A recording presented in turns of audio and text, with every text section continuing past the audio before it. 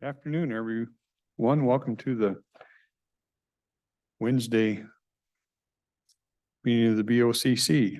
Couple things on agenda today. Developmentally disabled is where we're going to start, so we'll just get going. Hey, thank you. Gina James, Health and Human Services. I had on my list to just circle back with the board and have some discussion about a couple items related to our developmental disabilities contracts. So we saw these contracts not too long ago, and there was some questions at that time about the diagnoses involved and what that looks like. So I wanted to bring some of that information back.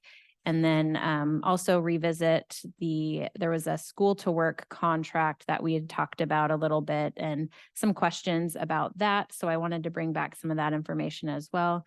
There's copies right here of a couple PowerPoint slides I have put together. So one of the questions that came up when we were reviewing the developmental disabilities contracts for the adult employment program, there was a question about the diagnoses involved. So we looked at in our adult employment program, we currently have about 69 adults enrolled in the employment program. And what I have for you is a breakdown of where they fall. And so when the information that we have, it places individuals in terms of their diagnosis in these 5 sort of buckets of diagnoses. So you see them listed there on the left. There's the intellectual disability, which can include a number of more specific diagnoses like Down syndrome, fetal alcohol syndrome, genetic conditions, or birth defects. So it kind of encompasses a number of those types of diagnoses. We can't necessarily see that specific diagnosis in the data that we have. When DDA is doing their eligibility, it gets put into a sort of one of these categories, and that's what we're able to see. Could you tell me where, or please tell me, these are data that you fished out of our pool of history, or this is from your research with It's from we have access to it's a DDA operated database that we have access to because we do the authorizations for services. And so we can, when we're doing our work, we can see what category individuals are plugged into. We can't drill down more than that, but that's what we are able to see. So in diseases, there oftentimes are really ambiguities, like another neurological condition. They're saying, let me back up. Intellectual disability and autism. There's no clear line between that, is there? I mean, even autism is hard to define. Yeah, and I'm not a professional in diagnosing these things, so I'm can't speak very well to that. What I'll say is I know that as part of the eligibility process, the appropriate individual makes those diagnoses. That is verified. Establishing the diagnosis is one piece. Sort of the second step in terms of DDA services is looking also at IQ level and an adaptive functioning assessment. And that's where they're looking at, okay, what is the individual able to do in their daily living? Are they able to shower? Are they able to dress? Are they able to feed themselves? Are they able to communicate? Are they able to move independently? Those types of things. So there's that functioning assessment that's factored in as well. And you've heard me talk about low, medium, and high acuity. And that's these assessments, the scores on these assessments is what determines if someone is then either a low acuity, medium acuity, or high acuity. low meaning a lower level of support, and high meaning a higher level of support is required. So those are the pieces that go into determining kind of the eligibility and where individuals fall. And this is just kind of an overview of what the adults in the employment program are falling right now. Off to the right, in the box where it says low, medium, and high, that's where those 69 individuals are falling. So 10% are low acuity, 53% are medium acuity, and 25% are high acuity. So this is adults only, so there's a fair amount of history that leads to the diagnosis. Yes, but for DDA services, that diagnosis has to have happened before they turn 18. Okay. Yeah. I always question the data because it's really hard to, I don't want to stigmatize someone with the diagnosis that says they're stupid, like Albert Einstein got kicked out of 8th grade or something like that because it was too slow for them. So is there any follow-up on these diagnoses such that we know we got 78% now of the adults in this category? Mhm. How did any of those in that category fall out of it afterwards? Is it? Yeah. So, and some of these diagnoses we know, and we often talk about this with autism. It's a spectrum of kind of what happens. So you could, I don't like to label people either, but you say that someone has autism, it could look very different. Two people with autism could look very different. And that's factored in as well. DDA does annual assessments so they Annual will, assessments of the same population? right, of the clients that are currently enrolled in service. So they do annual assessments to determine if anything has changed with their level of support. I think more often we see that a support level goes up versus goes down. As individuals get older and whatnot, they might need a higher level of support as things change. Are But there explanations for that? well, I think when you look at the populations who have these types of disabilities, tend to age, I don't know if this is going to make sense, age at a younger age. Yeah, So- they age quicker. Be careful, Yeah. you might hurt my feelings. And so during those assessments, they're looking for those pieces that might determine if they are in need of a different type of support based on how they're doing and aging and in every other, aspect. So I don't know that I've seen a lot of them go down or up in terms of the diagnoses and their level of support needed. We do see the hours, their authorized hours change a little bit depending on situations. So sometimes that does change, but with these particular things, there's not usually a lot of movement with. One of the reasons to ask this is we know that if you're an athlete but you don't practice, you eventually lose ground. And the mind is not too unlike that. The world-class chess players, they're immersed in chess books and all that kind of stuff. They're exercising all the time. And when we tell someone or we limit the sky above them, I think that will always tend to drive somebody down. Mm-hmm. Yeah, well, and I think, having individuals with disabilities in employment, That should drive it up. that's a drive up. Yeah. So. Okay, thank you. Yeah.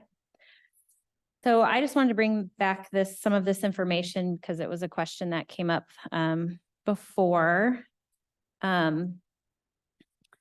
Related to the school to work contract, I wanted to kind of start and backtrack a little bit about how School to Work came about. So there was a bill that passed in the 2022 legislative session. It was Senate Bill 5790. And it ended up in RCW for the School to Work program. And so what it says in the RCW is the Department of Social and Health Services. So the states is required to establish a School to Work program in all counties in the state to work with all students with intellectual and developmental disabilities, with the goal of the program to connect students with supported employment services. So this is kind of how this contract came to us because of the legislation and that it was codified in RCW. So the state has been working then to try to meet this requirement for the program. So we were sent a contract. The contract is with the Division of Vocational Rehabilitation. So not with DDA like our other contract, it's with DVR. And so they're working to roll out a School to Work program statewide. One of the questions that came up before was, how many students are we talking about and how many are we missing right now in employment services? I looked back, we were able to pull data from the last 5 years. So what it shows you for each year is DDA enrolled students who have graduated. So we see anywhere from 15 to 20 students or so graduating who are enrolled in DDA services when they graduate high school. The third column over shows that how many are currently, as of last month, enrolled in adult employment services. So there's just a handful that are currently enrolled. And then on the far right, it shows, how many are not enrolled. So you can see the majority of those transition students who have graduated are not enrolled in the adult employment services. So those are the numbers. That's the students that aren't. Do we infer that they're essentially unemployed, or they no longer needed the service? They could either be unemployed, they could be employed, but not able to access the support that they may or may not need. If they are eligible for DDA, my guess is some level of support might be beneficial to be successful on the job. But depending on situation. So when does DDA take over? I mean, I have a person and she was telling me about her son is in YES program through the school. And she was saying 136 students within the ESD, not just Cowlitz County. So, and they can start as early as 14 in that. So then what's considered an adult? Is it 18 or when they actually, or is it 21 or, Yeah. Where's that kick? So for the DDA employment services can start at age 21 or when they're done with their high school program, when they graduate high school. So sometimes students will turn 21 when they're still finishing their last year of school. And in that case, they wouldn't be eligible for these adult employment services until they're graduated from high school. Okay. And then she referred to a STEP program for 18 to 21-year-olds. Yeah, so 28 of them in Cowlitz County. that could be, yeah, the next. Well, how's that relate to this one here? Yes, so the next slide, I actually have a little bit of information about both of those programs. Okay. All right. And so we have two existing. But going back to the earlier slide, or can we go back to it later after you continue your trend of response? Whichever, I'm good with either way. That's fine. The numbers trouble me because I don't know what it is I should conclude out of that. Just showing me the number, I see.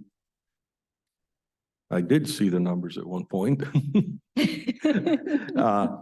But most of them aren't involved in the adult program, and I don't know, should I infer that we had positive graduation or we have negative graduation? And so we spent all this time and we really didn't accomplish anything because top line 19 are not enrolled anymore. So maybe I find them out in the homeless camps. Yeah, I'm not sure. I don't know, what these particular situations are. I just know that are enrolled in DDA and they've Right, I understand. graduated. Yeah. Doesn't that surprise you? I mean, it looks like there's a message in there, but I don't know what it is. Well, yeah, it's tough to know. Maybe the parents, while their kids were in school, they had them and then when they're out, maybe, I don't know, the child doesn't work or they just Yeah. have them at home Yeah, and to be honest, some individuals as adults, when they're done with school, might not want to work. That's always, that could be a case. One of the things I'll point out, and it kind of ties into Commissioner Dahl's questions about these other programs, the transition programs that are here now, they do have the goal of helping students get to a place of being prepared for employment. But the population they serve in those programs is the individuals have to be able to work independently. And so there's not a lot of, there's not paid supports attached to these particular programs. So part of the eligibility to get into these programs is that students need to be able to function more independently. And so there's not a program to assist with individuals who are on more of the medium and high acuity level that may need that higher level of support to be successful in obtaining and maintaining a job for employment. So I don't know if that's something to think about when we look at these numbers too, is that it could be that the individuals that are enrolled in employment maybe did go through one of these other programs and they're a lower acuity and were able to access the program and get employed and continue on in that route. And maybe some of the ones that missed are medium or higher acuity and needed more supports that is not available right now until after they graduate. and it wasn't clear that every school participated. Correct. in Yeah. this. Yeah. I've heard that as well. Yeah. So I highlighted some of the components of the existing transition programs, the YES program and the STEPS, and they do have certain age groups that they work with.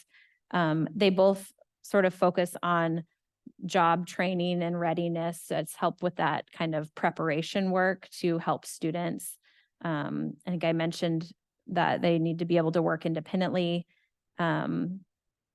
And can have limited number of participants. And for some, I can't remember which one or if it's both, kind of their capacity is ESD wide, not necessarily Cowlitz County or limited to our area.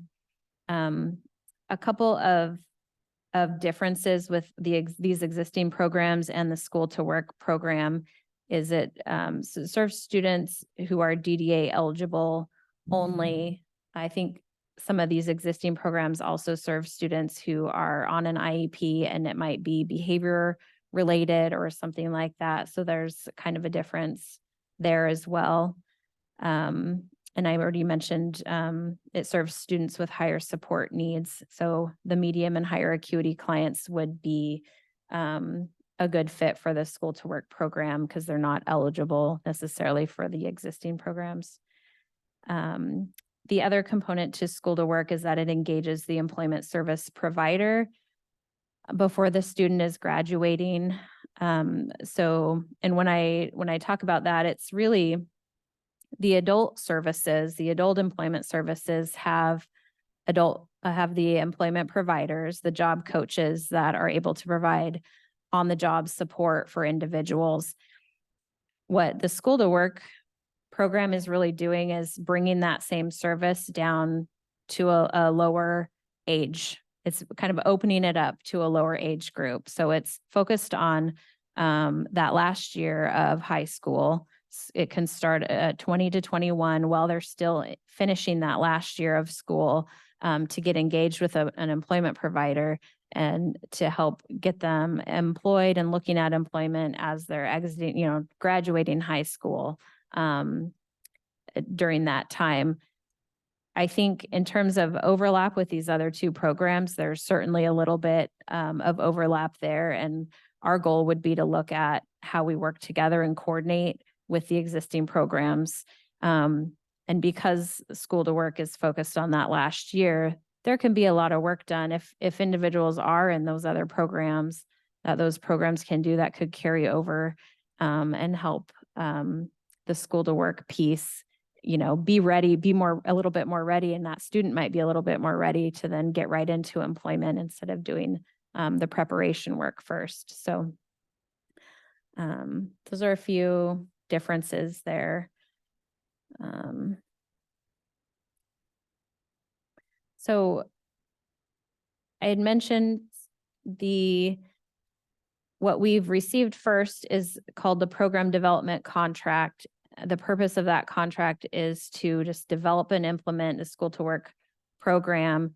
So some of that work is, talking to these other transition programs, coordinating that effort, creating application materials, that type of thing, working with the schools and the students, getting information out, really just kind of setting up how that would look like for students to get enrolled in the program and what it looks like moving forward.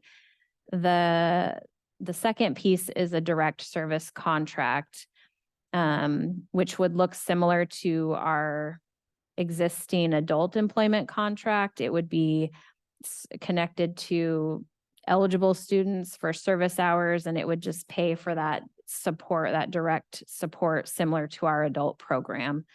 So that would be the direct service contract that we would anticipate down the road after there's been some program development and implementation. So that's kind of what the direction is going at this point. So I just wanted to bring some of this information back, have some more conversation, and I'm happy to ask more questions, get more information, look at some other pieces depending on what the board's interest is on this.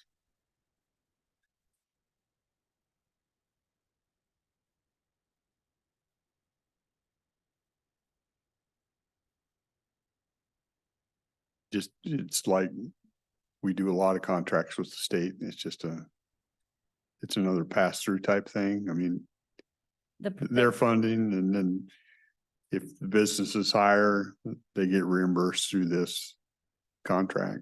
Yeah, the direct service contract will look like that. The program development contract would just be a contract with the county and wouldn't pass through down. And it's, like I mentioned, it's to sort of develop the program. And so we anticipate that will drop off, when the program is set up, and then there would just be the direct service with the pass-through piece like we see now. So the first one says, yeah, we as a county want to try and figure out this gap and do something for it. And then once we figure that out, then that goes away. Yeah. Pretty much. Yep. And that's And partly. then the second one would be, okay, you've identified what we think needs to be done. Here's funding for it.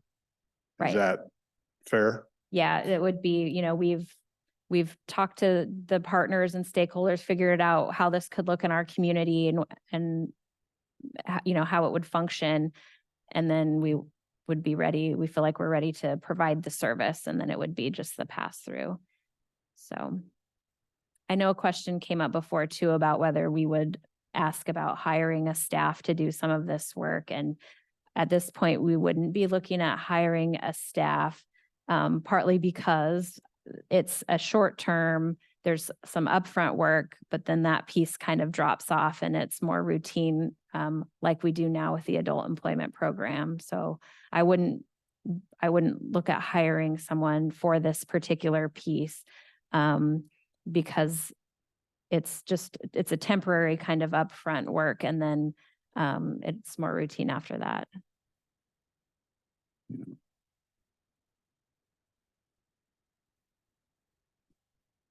I always wonder why, well, I think I somewhat know why.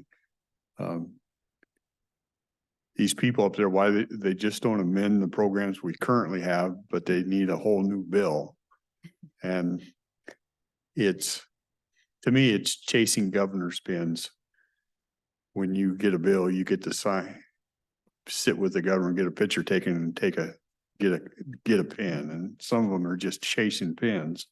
I'd rather they chase erasers, but they chase pens.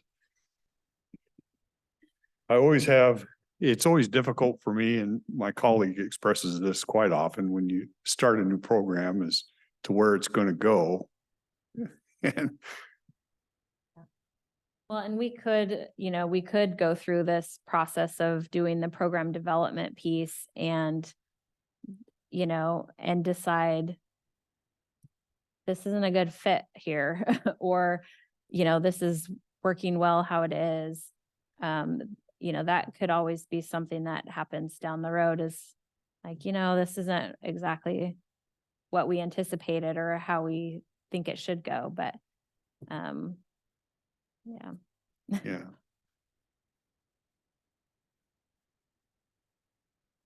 Yeah, I count heavily on your guidance on these things. I have to admit, I'm confused. Very often there's stuff here I just simply don't understand. And I recount the number of times that I've asked people involved in programs, and you can get them all on one side. You get some on one side, some on the other. My favorite story there is talking to someone involved with Head Start and LCC. And they were a 10-year employee in the system, and they got 19 families in the morning, 19 families in the afternoon, and a whole new set of families every year. When I asked them, did you keep in touch with some of them? Some. I said, do you think you were doing any good? And something like that. And I said, well, can you put a number on that? And if I'm gracious, I'll say they came up with the number 2 out of 380. And we plunked in $300,000 of behavioral health tax into that. And I'm looking at that and I'm thinking, how can I go to that taxpayer and say, I spent your dollars fruitfully on your behalf? Just too difficult for me to do that. yeah. It's yeah. I'm like my colleague, I depend on you a lot. And if I'm not going to sit here and quabble if we're going to investigate that, if we have a need. Because I also believe, and my colleague touched on a little bit, I think if you don't expect these people to grow, or you don't keep giving them things they can do, then they're just going to waste away. And I think they want to do things. So if we are missing some and not giving some opportunities, I'm always open to seeing if we're doing that. If what this initial contract is going to try and tell us, or if we have a gap that we can easily help with, I'm okay exploring that. The only objection I have to that is I've grown allergic to the word gap. Not only because it's hard for me to say, but because that's how a seed that about which you had spoken before starts, and then the programs just spawn and spawn. And when I saw the 21-year-old, I was like, oh my God, how about the 16 to 17-year-old program and so forth? And each program begets a whole new set of rules. And who writes the rules? Well, you got to have staff to do that. And you go blah, blah, blah, blah. And we end up in society compartmentalizing a lot of things, and basically, I don't think that's a fruitful approach. But, and I don't disagree with that. That's why I'm saying, I think sometimes they do these, they just, instead of just expanding what you have and adjusting Yeah. what you have, they write whole new Yeah, things, and it makes no sense to me. yeah. And Counties have been urging for the state to consider just dropping the age, the adult Yeah. employment is at 21. So why don't we just drop that down to 16, like the legal working age, and have that be the eligibility age, but instead Yeah. it's happened through this separate bill.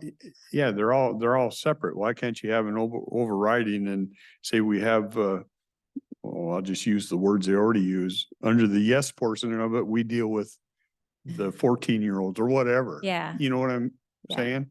Instead Mhm. of all these different things, because my colleague's right, once the department starts, it never ends. Yeah. And by the way, no, not to scare you off, but I would love it if in your work, you would be able to point out how very beneficial things are in a believable way. I jump up and hug you, and that's where you might not want that. But and so I'm not opposed to the program development contract. But I think we ought to be our own strongest critics of a program. Yeah. Sure, yeah. And Yeah. one of the pieces we'll look really closely at, is we've already kind of been diving into a little bit, is the existing programs and how they would work together. Yeah. So we're not duplicating or overlapping anywhere, but they can just complement, and one can pick up where the other one drops off. And Using the LCC story I gave, there are two parts to it.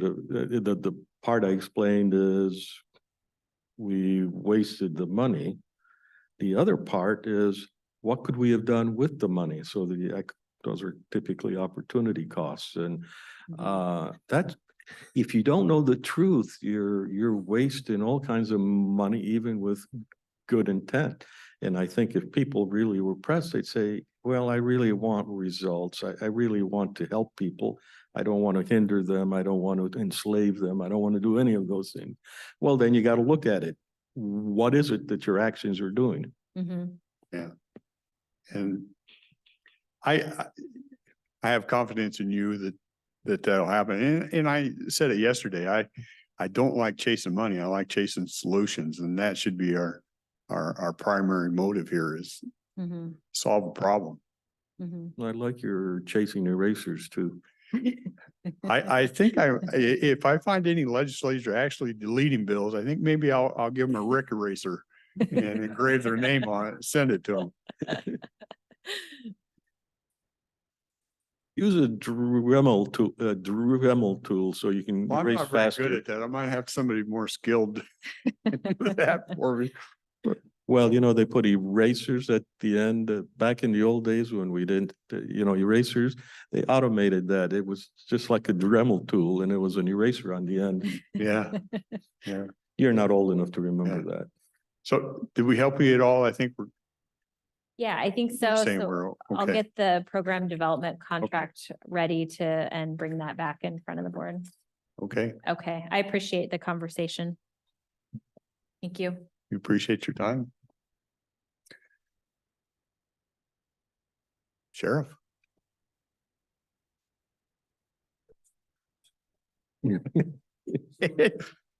We're about to give her a nameplate.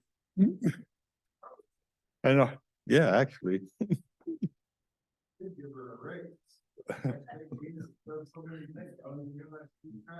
Yeah. After yesterday, she's becoming a real estate broker, so we'll probably have to start paying commission at some point in time. Anyway, well, good afternoon, commissioners. I know a couple days ago, I sent each of you individually a email updating you on the status of Yeah. Sheriff's Office taking over animal control. And this is the one of the loose ends we're wrapping up, and has to do with sheltering of animals. The agreement before you is from the Humane Society. It's something that over the last probably couple months, myself, David Berger from the Prosecuting Attorney's Office, the chiefs of police of Longview, Kelso, Castle Rock, and Woodland. And, Kelso passed theirs last night. they did, yeah. And their city attorney and Longview City Attorney have all been involved in this process back and forth with the Humane Society. And we've all arrived at the, I guess, the same point. And big issue is the cost per animal that's Yeah. would be taken there. So what we've arrived at is $300 per animal. And if there's a litter of kittens or puppies, it'd be 300 for the mother and then $100 for each of the unweaned puppies or kittens that they take in. So that's the sheltering piece of it. And as you know, mentioned, explained in the email to you, we are standing up a temporary shelter for animals and hopefully we'll be able to use that to reunite people with their animals before we have to take them over to the Humane Society and pay $300. Save us the $300. That's certainly the intent of that. Yeah. I got to commend Maureen Fox at the jail. Reached out to her. Originally thought it would be a good trustee program. She identified a space, a fenced yard that would be good for that. And currently having trustees is kind of they really don't have a program right now due to most of the people that would qualify or getting released from jail. So they don't have long-term minimum security folks there. That previously she'd had a program with chickens, a chicken coop and some gardens.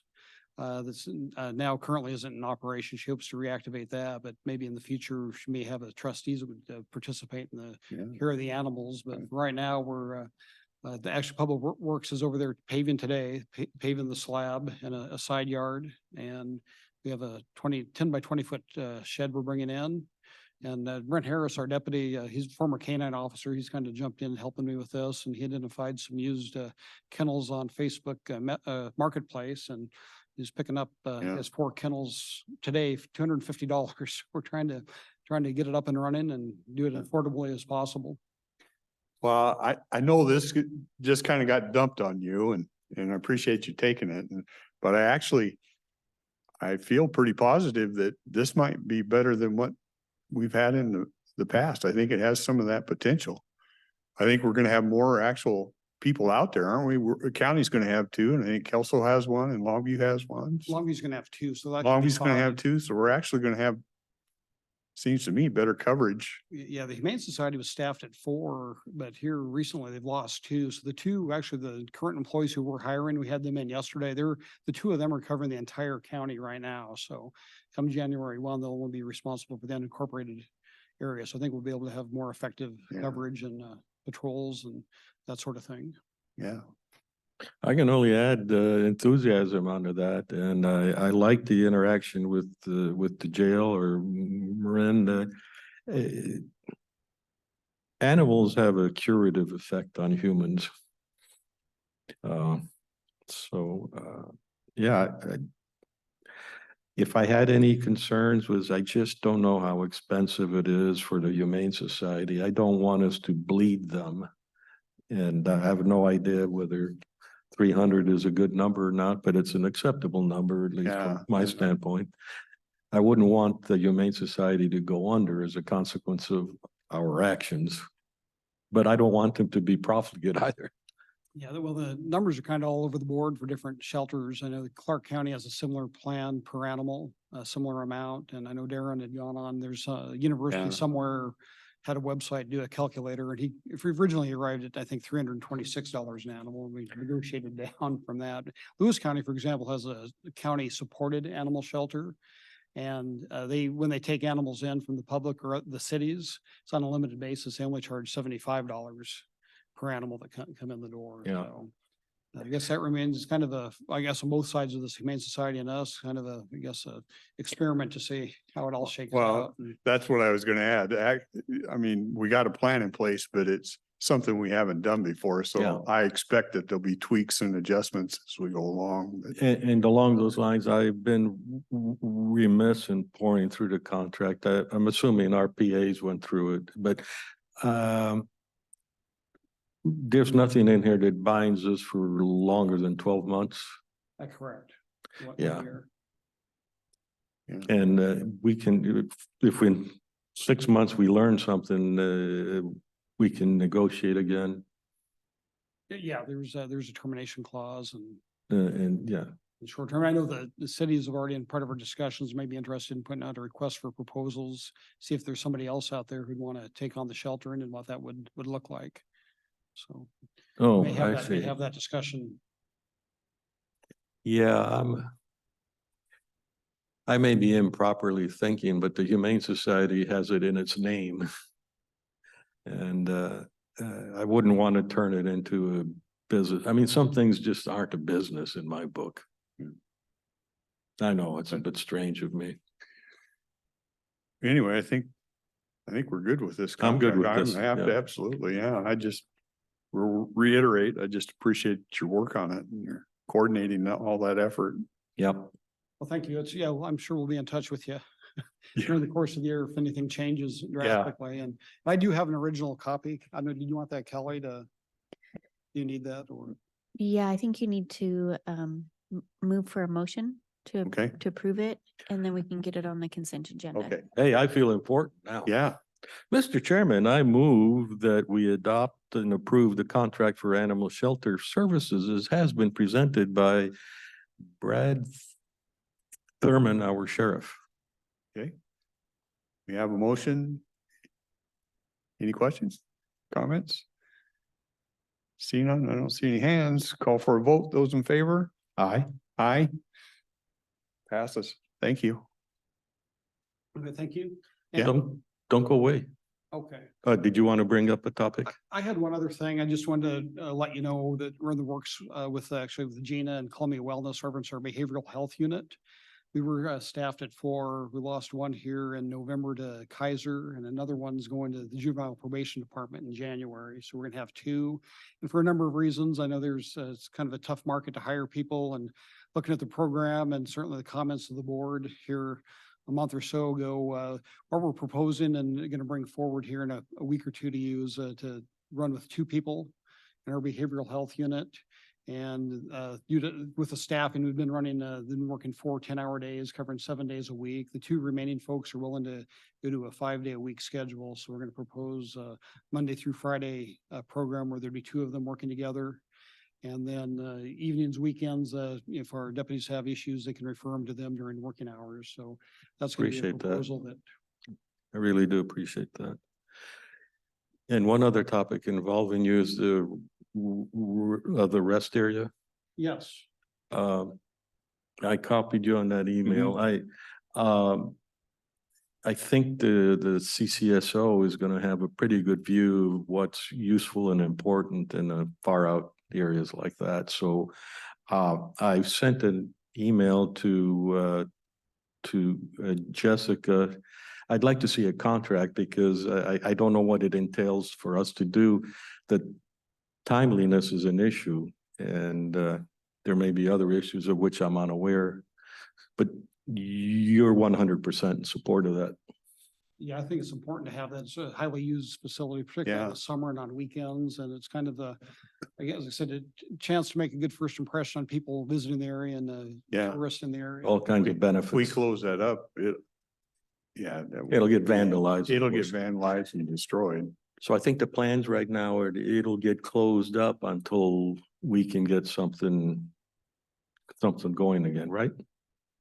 Well, there was a date in there, I believe, at the end of the year. I thought it was end of this month. Yeah, the contract ends with, why the Port of Woodland ever got involved in maintaining that is beyond me, but Yeah. they were, but yeah, I think the intention is to mothball it and board it up here towards the end of the month. Yeah.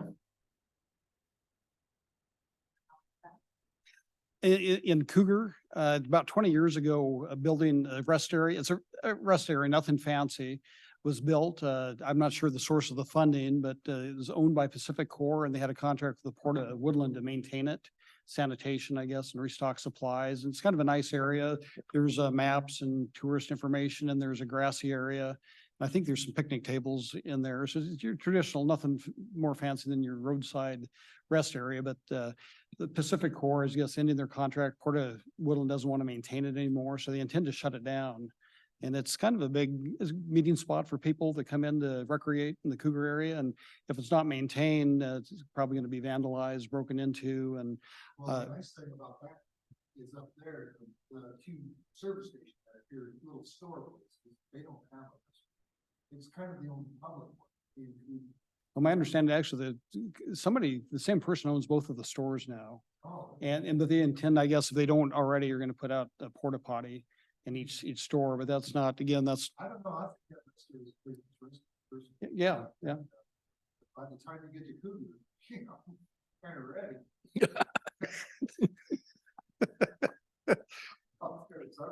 Well, and I think that, yeah, I think that my colleague is referring to, we're trying to get a contract in place so we don't shutter that thing.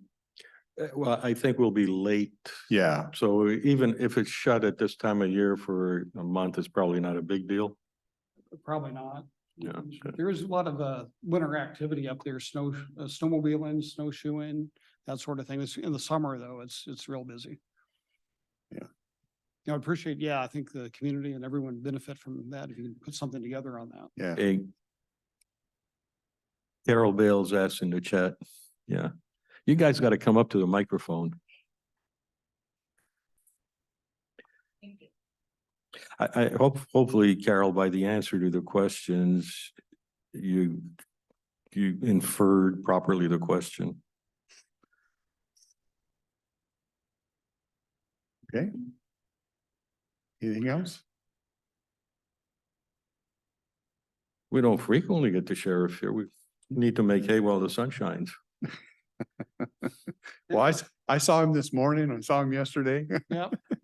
And I sent an email too yesterday, even though you saw that. It pertained to the chaplaincy. Oh, yeah. Meeting, yes, that. Yeah, with Contract. similar contract with Yeah, search. the rescue, Right. search and rescue. Yeah, yeah, appreciate that. Alrighty. Yeah. Well, thank you very much. Okay, thanks, Sheriff. Thank you.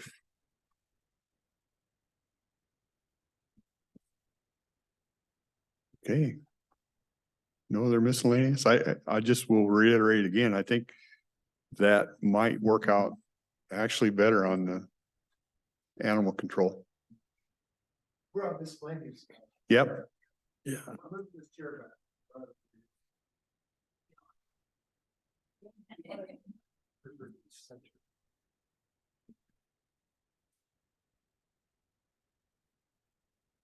All right, so, gonna talk about the mental health tax thing.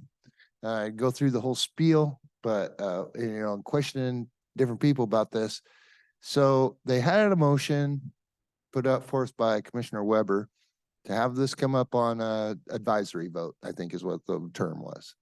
And, I think I expressed, I don't know which day it is now, but one of these days lately, I said, felt that that wasn't really a good expenditure of staff time and, resources. But I understand, does it take a motion to undo that one, to and if it does go forward, but first, does it take a motion to end it? I mean, to take that part off? Is that what it requires? It would require Yeah. a motion. You guys, do you see yourself doing that? I mean, he's the one's gonna have to do it. I'm gonna follow the lead of the chairman on that. I can argue both sides of that question. And the problem is, going back to my hot dog analogy, you want a hot dog? Well, is it free? Yeah, okay, yeah, I'll take one. And when it comes to, I'll give you the example. I did the numbers out again. If I use a fictitious 28,500 4-people family in the county, we collect 2.2 million, or have collected 2.2 million a year with that tax. That's equivalent to me knocking on each door and saying, you owe me $77. The principle behind that example is that we keep asking for things. Are we willing to pay the fare? When it's couched in the way it is, little increments or this or that, it's hidden. We don't know. When we get the money from the federal government, which prints it and does that, and we spend it not realizing that it's equivalent to taking from our kids or grandkids in the future. It's the equivalent to taking from the neighbors. So the question is, are you willing at this point in time to give us almost $80 a year? And I would guess the majority of people would vote no. No, you can't have $80. Yet they might vote for the tax. And I don't know how to argue one way or the other. I want to hear from the people. If they truly want to do that and willing to pay for it, then that's their money. So I say, okay, but I think they're willing to pay for it with someone else's money is a suspicion I have. All right, well, I guess I gotta keep going. Another year. God dang. And a year after that. All right, you guys are gonna cut out my work for me now. I've heard this other tax mentioned today, just now from Gina. Behavioral health tax, is that another tax or is that It's the same thing one. as the mental health tax? Yeah. Okay, all right, well, there's a little less work for me that way. Okay, appreciate that. You know, it's a big hill. Gotta keep Yeah, climbing. actually, maybe, Kelly, can you see if Carolyn can tell us about what it costs to Well, put in the something on the meantime, ballot? now, when you say direct staff to write up this thing that's gonna be in the ballot, or in the voters thing, the ballot. So who does that? What department writes that up? And it seems, and then while I'm gonna finish while I come upon another point while I'm talking, this seems a little one-sided to me because you're using county resources and people and stuff to write up something. It feels like a pet project kind of thing. And I'm not sure how I feel about that. As I solidify my feelings, I'll probably come and complain more about it. I feel like that's what's going to happen. But it just seems like this whole idea of having the county do this work for something that's going into the ballot, that seems a little one-sided to me, I guess, So you should ask us to float a advisory vote on, do the people want the board to eliminate 10 regulations in the county? well, there you go. That would be the other side of that coin then, right? I suppose so. On the process, Tim, I haven't had chance to, one of the things on my list is to sit with Carolyn and see how that all works. Yeah. Because you hear her talk a lot of times, if you have then we need a committee for a pro, and you need a committee for a deal. And against, and I don't know if that applies to advisory votes. I mean, there's questions that I haven't been. It applies to advisory votes. Yeah, All right, well then. yeah. So we would need a committee on both sides. So I'm assuming you would head the committee that's against. Well, it's one way for me to get my name into the Gosh Dang Voters pamphlet, I guess, Yeah, I just don't have the answers to all your questions right at the moment. Yeah, sure. Yeah. So, but I guess the primary question I have right now is what department writes that up? Who It is would be the Gina individual? probably. Who, Gina? Well, in conjunction with the PA's office. Oh, okay. Actually, it's the PA that I think has to come up with all the language. Probably so. Well, that sounds expensive. Okay. Lawyer time's not cheap. I guess that's it for me. Is this the last meeting for the year? Because I This was is it. looking at, yeah, all right. Or I This mean, is not it. for the year. There's one coming before the end of the year, right? No, I thought I No, saw this is something it. on there. So this is it. don't ask us, ask Kelly. This is it, right? All right, well, She's the boss. all right, well, I want to tell you guys, Merry Christmas. Pretty Merry good year Christmas this to year, you, yeah. know? Thanks for the work you guys do. Well, thanks for always participating. Don't go away. Oh, No, well, no, I mean, all right. Anything else? Okay, I we think that's will it. adjourn for the last Merry- time this year. Merry Christmas and Happy New Year to everybody. Yeah. Thank you.